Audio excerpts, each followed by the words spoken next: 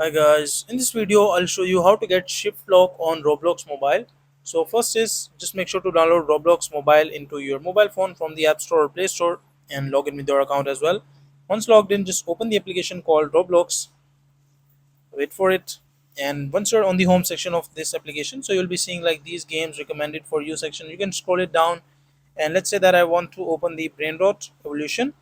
Click on it, click on play, and once you click on play it will join the server and will take few seconds, so wait for it. And once you're on this section, like it will like just let it load at the 100%. And once it is loaded, what you need to do is just make sure, let me just check the audio as well and turn off the audio. And once you're on this section, what you can do is just click on the like upper left corner. This is basically a Roblox emoji or icon or logo. Just click here, and once you click here, just click on settings. And once you're into the settings, you can see the camera mode that is set to default follow. So what you need to do is just change it to the classic mode.